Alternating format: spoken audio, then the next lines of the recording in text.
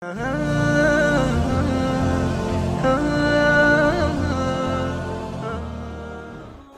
باتیں ساری پہلے ہو چکی ہیں، میں دہرا رہا ہوں کہ یہ بہت اہم مضمون ہے اور اس میں تباہی آئی ہوئی ہے، اور شریعت نے جتنے رشتے بتائے ہیں ان تمام رشتوں میں سب سے بڑا رشتہ خامند اور بیوی ہے۔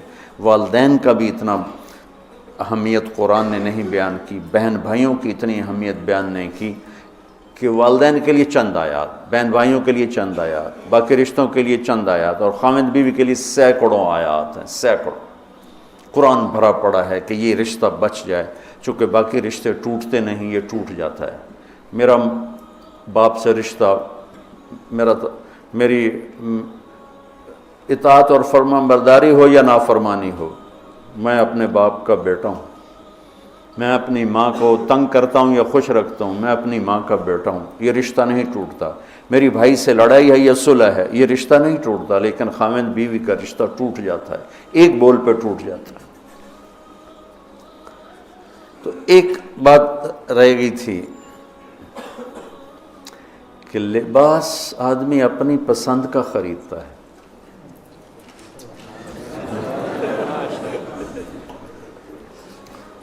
جب چھوٹا بچہ ہوتا ہے پھر تو ماں باپ پہناتے ہیں، جب وہ ہوش میں آ جاتا ہے تو وہ لباس اپنی پسند کا لیتا ہے، ماں کی پسند کا نہیں لیتا، باپ کی پسند کا نہیں لیتا ہے۔ تو لفظ لباس میں اشارہ ہے کہ والدین کو چاہیے کہ شادی میں اپنی بیٹی اور بیٹے کی پسند کا خیال رکھیں۔ یہ لفظ لباس بتا رہا ہے کہ جب ہم چھوٹے تھے ہمیں ماں باپ جو پہناتے تھے ہم پہن لیتے تھے، جب سے ہم نے شعور میں قدم رکھا ہے تو اب ہم اپنا لباس خود ہی خریدتے ہیں، چاہے وہ نیلا ہو، پیلا ہو، کالا ہو، سفید ہو۔ مجھے سفید پسند ہے، زندگی گزر گئی سفید کرتے شلوار میں۔ تو لباس میں اس بات کی طرف اشارہ ہے کہ لڑکے لڑکی کی پسند اور ناپسند کو دیکھا جائے۔ ہمارے معاشرے میں بیٹیوں سے تو پوچھتا ہی کوئی نہیں، اور بیٹوں پر بھی مسلط کرتے ہیں، ایتھے ہی کرنی ہے، بس ہمارا فیصلہ ہے۔ والدین سے کہتا ہوں اللہ کے واسطے، یہ اللہ نے شریعت نے حق رکھا ہے بچے کا، میں نے قبول کیا، لڑکا کہتا ہے، باپ تو نہیں کہتا ہے۔ تو جس نے کہنا ہے میں نے قبول کیا تو وہ قبول تو کرے۔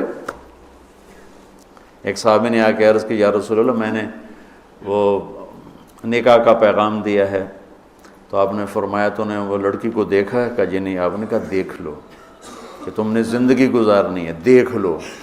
اتنی گنجائش رکھی ہے کہ لڑکا لڑکی بیٹھیں، آپس میں بیٹھیں، ایک دوسرے کو دیکھ لیں، بات چیت کر لیں، تو انہوں نے زندگی گزارنی ہے۔ تو ہمارا ماحول ہے کہ یہ بھی ہندو سے آیا ہوا معاشرہ ہے کہ وہ ذات پات میں پھنسے ہوئے تھے، بس ہم نے راجپوتوں میں کرنا اور کہیں نہیں کرنا، ہم نے جاٹوں میں کرنا اور کہیں نہیں کرنا، ہم نے ارائیوں میں کرنا اور کہیں نہیں کرنا، ہم یہ ہیں، ہم اس کے علاوہ اور کہیں نہیں کرتے۔ یہ پورے ہمارے ماحول میں ایک چیز رچی ہوئی ہے۔ کتنے بچے میرے پاس آتے ہیں، بچیوں کے فون آتے ہیں، ماں باپ زبردستی شادی کر رہے ہیں، میرا دل نہیں کر رہا لیکن وہ زبردستی کر رہے ہیں۔ تو اگر زبردستی کریں تو پھر مان جاؤ، قربانی دے دو، پھر بغاوت نہ کرو، قربانی دے دو۔ چونکہ ایک اس کے ضد میں انتہا کی بات ہو رہی، وہ ہے کورٹ میرج، کہ بعض بچے بچیاں اتنے باغی ہو جاتے ہیں کہ وہ عدالت میں جا کے اپنا نکاح کر لیتے ہیں۔ میں اس کو ٹھیک نہیں سمجھتا کہ ماں باپ کی دعائیں ہمیشہ کے لیے ختم ہو جائیں گی۔ ماں باپ زیادتی کرنے پر آ گئے ہیں، مان جاؤ اور اللہ سے مانگو، اللہ پاک اس میں آپ کے لیے بہتری کی شکلیں بتائے گا۔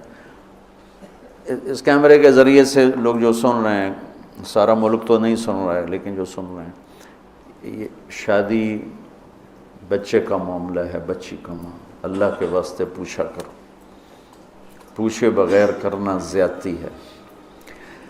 میرے نبی کی حدیث سناتا ہوں، ما تزوجت وما زوجت الا بوحی من السماء نزل به جبریل، میں نے شادی کی یا بیٹی کی شادی کی، پہلے آسمان سے وحی آئی، جبریل آئے، پیغام لائے، حکم لائے، پھر میں نے یہ کام کیا۔ ٹھیک،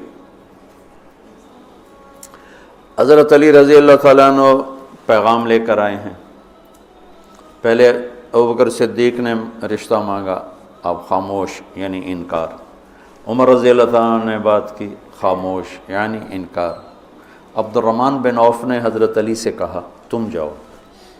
وہ فرمانے لگے میں تو بہت غریب ہوں، میرا تو گھر بھی اپنا نہیں، مجھے دے دیں گے؟ کہاں دے دیں گے، تم جاؤ۔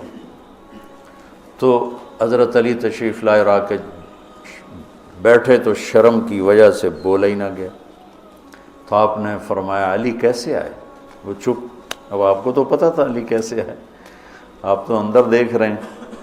تو آپ نے فرمایا لگتا ہے تم فاطمہ کے رشتے کے لیے آئے ہوگے؟ کہا جی ہاں۔ تو آپ نے کہا انشاءاللہ، اور یہ کہہ کر اٹھ گئے۔ تو حضرت علی باہر تشریف لے کے، صحابہ کھڑے ہوئے تھے انتظار میں، کیا ہوا؟ تو فرمایا انکار ہو گیا۔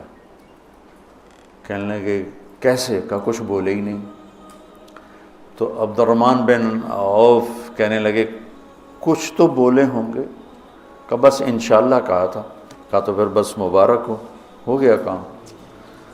تو حضرت علی نے پوچھا وہ کیسے؟ کہا اس لیے کہ نبی کا انشاءاللہ ہاں ہوتا ہے، لہذا تیرا کام ہو گیا۔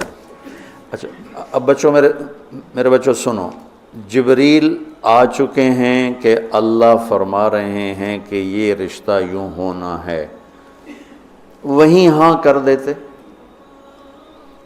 اللہ کے امر کے بعد تو کوئی گنجائش ہی نہیں، وہیں ہاں کر دیتے۔ یہ ہاں کیوں نہیں کی؟ گھر گئے، بیٹی فاطمہ علی کا رشتہ آیا ہے، ہاں کر دوں؟ سبحان اللہ، سبحان اللہ، کمال ہو گیا۔ فاطمہ کا رشتہ آیا ہے، علی کا رشتہ آیا ہے، ہاں کر دوں؟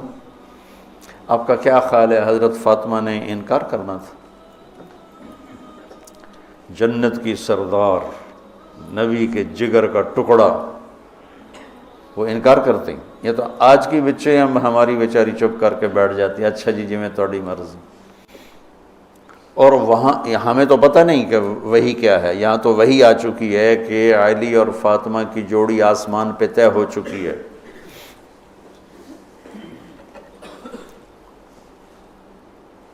حضرت فاطمہ رضی اللہ تعالیٰ عنہ کے اقرار کے بعد آپ باہر تشریف لائے۔ وہیں اقرار کیوں نہیں کیا؟ ہمیں سبق دینا تھا کہ آسمان سے وحی بھی آئی ہو تو بھی بیٹی سے پوچھو۔ سبحان اللہ، سبحان اللہ، سبحان اللہ۔ آپ نے کہا علی بلاؤ لوگوں کو، تو وہ اس وقت مسجد بھر گئی ساری۔ تو آپ نے سامنے بٹھایا اور خود ممبر پہ کھڑے ہوئے اور فرمایا کہ لوگوں میرے پاس جبریل یہ پیغام لے کر آئے ہیں کہ میں اپنی بیٹی فاطمہ کا نکاح علی کے ساتھ کر دوں۔ پھر آپ نے خطبہ پڑھ کے فرمایا کہ علی میں نے 400 درہم کے عوض فاطمہ بنت محمد کو تیرے نکاح میں دیا، تو نے قبول کیا؟ تو انہوں نے کہا قبل، تو میں نے قبول کیا، اور سجدے میں چلے گئے اور زور سے دعا مانگی، رب اوزعنی ان اشکر نعمتک التی انعمت علی وعلی والدی وان اعمل صالحا ترضاہ واصلح لی فی ذریتی انی تبت الیک وانی من المسلمین۔ یہ دعا مانگی اور اللہ کے نبی نے کہا آمین۔ آپ نے زور سے اوپر سے کہا آمین۔ پھر آپ نے سارے شرکائے نکاح کو شہد کا شربت پلایا اور کھجور کھلائی، شہد کا شربت اور کھجور کھلائی۔ تو آسمانی وحی کے بعد بھی باپ پوچھ رہے ہیں کہاں کر دوں؟ تو ہمارے پاس تو وحی نہیں ہے، اور ایک بچی نے زندگی گزارنی، ایک بچے نے زندگی گزارنی، اور ماں باپ ان کی وہ رائے کے خلاف اولاد بولے تو وہ کہتے ہیں یہ گستاخ ہو گئے ہیں، یہ نافرمان ہو گئے ہیں۔ وہ پھر وہ ان کو وہ جذباتی طور پر ان پر پریشر ڈالتے ہیں، ہم نے تمہیں بچپن میں پالا، ہم نے، ماں کہتی میں تینوں دودھ پیوایا، میں تیرے پوتڑے دھوتے، آج تو میرے اگو بلینا ہے۔ وہ اماں جی میں زندگی گزارنی ہے، تسی گزار بیٹھے ہو، میں گزارنی ہے۔ ہمارے دینی حلقے ہوں یا دنیاوی حلقے ہوں، نہ کوئی بچے سے پوچھتا ہے کہ بیٹا یہاں آپ کا کر دیں، آپ کا کیا رائے ہے، نہ کوئی بچی سے پوچھتا ہے کہ بیٹی یہ رشتہ آیا ہم ہاں کر دیں، بلکہ بچیوں سے چھپا کے رشتے کیے جاتے ہیں کہ وہ بچی کو پتہ ہی نہیں ہوتا۔ ہمارے پرانے تعلق والے ذمہ دار گھرانے کی بچی کہا جی مولانا صاحب چلو ماں باپ جہاں کر دیں ٹھیک ہے، ہمارا سر جھکا ہوا ہے، اتنا تو دیکھ لیتے انسان کا بچہ ہوتا ہے، ایک شرابی کے ساتھ میری شادی کر دی، عمر گزر گئی میری روتے روتے، فیملی میں ہی کرنا تھا تو کوئی اور شریف بچہ دیکھ لیتے، مجھے صرف فون پہ کہا گیا کہ باسی تیری منگنی کر دیتی ہے تو فلانی تاریخ نو تیری شادی، اور وہ شرابی تھا میرا، آج تک وہ شراب پیتا۔ یہ وہ دکھتے ہوئے مسائل ہیں جن کو ہم دین کی روشنی میں دیکھتے ہی نہیں ہیں، اپنے رواج کی روشنی میں دیکھتے ہیں، ہمارا رواج کیا ہے، ہمارا دستور کیا ہے، اس پر ہم چلتے ہیں۔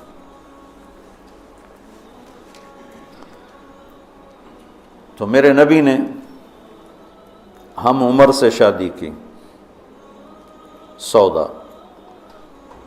عمر سے بڑی سے شادی کی، خدیجہ، کم عمر سے شادی کی باقی ساری بیگمات، خاص طور پہ حضرت عائشہ، مطلقہ سے شادی کی زینب، بیوہ سے شادی کی خدیجہ، حفصہ، کماری سے شادی کی عائشہ رضی اللہ تعالیٰ عنہ، مالدار سے شادی کی خدیجہ، غریب سے شادی کی جویریہ، باندی ہو کر آئی ہیں، ہمسر سے برابری میں شادی کی ام سلمہ، ام حبیبہ، اپنے خاندان میں شادی کی عائشہ، ام حبیبہ، ام سلمہ، یہ حفصہ، یہ قریش ہیں، خاندان سے باہر قوم میں شادی کی جویریہ، میمونہ، قوم سے بھی باہر یہود میں شادی کی صفیہ رضی اللہ تعالیٰ عنہ۔ یہ کتنی نسبتیں ایک عورت کی بن سکتی ہیں، ان سب میں میرے نبی نے شادی کی، اور آپ حیران ہوں گے اپنی 3 بیٹیاں بنو امیہ کو دیں جن کے ساتھ جانی دشمنی، ابو العاص کو حضرت زینب، ابو العاص بن ربیع بن امیہ بن حرب، اور عثمان بن عفان بنو امیہ، تو پہلے حضرت رقیہ کا کیا، پھر ام کلثوم کا کیا، اور علی اپنے گھر کے تھے، خاندان کے تھے، تو ایک فاطمہ کا رشتہ ان کے ساتھ کیا، اور حضرت عثمان کے نکاح میں جب حضرت ام کلثوم کا بھی انتقال ہوا تو آپ نے فرمایا میری 100 بیٹیاں ہوتی اور اس طرح مرتی، 100 کی 100 عثمان کے نکاح میں دیتی۔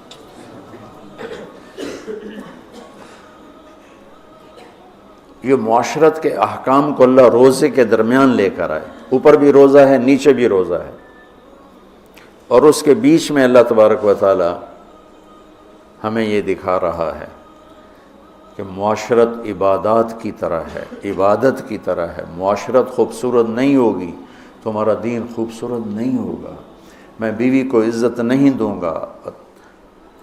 دیکھو طنز کا بول ایسا جیسے کپڑے پھاڑ دینا، بے عزت کرنے کا بول ایسا جیسے کپڑے پھاڑ دینا، اور میں کتنا ہی پاگل ہو جاؤں غصے میں اپنا کرتا خود نہیں پھاڑتا ہوں، میں کسی کا کرتا تو پھاڑوں گا، اپنا نہیں پھاڑوں گا۔ تو میری بیوی میرا لباس ہے، مجھے غصہ چڑھا ہوا ہے، مجھے گلہ آیا ہوا ہے، تو میں لباس پہ ہاتھ نہیں ڈالوں گا۔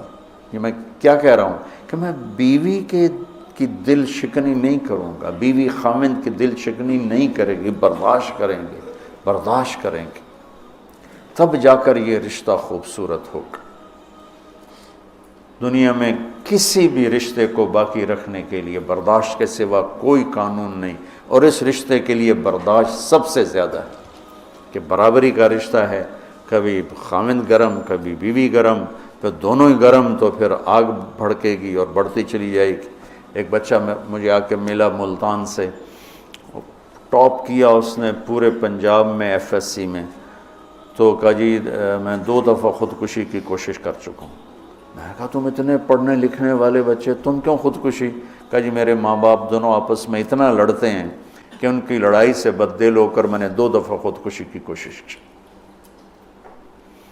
تو میرے نبی نے 11 گھر آباد کر کے ہمیں زندگی سکھائی ہے کہ اس خوبصورت رشتے کو کیسے نبھانا ہے۔